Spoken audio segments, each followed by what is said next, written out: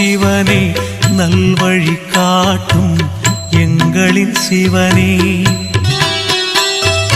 ஆணவ குணத்தை அழித்திடும் சிவனே, அண்ணாமலையில் அருளும் சிவனே.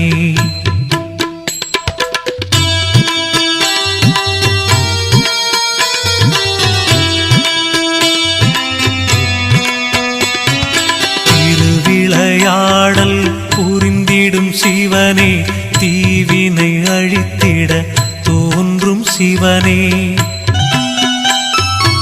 அறிவின் ஒளியாய் விளங்கிடும் சிவனே, அண்ணாமலையில் அருளும் சிவனே.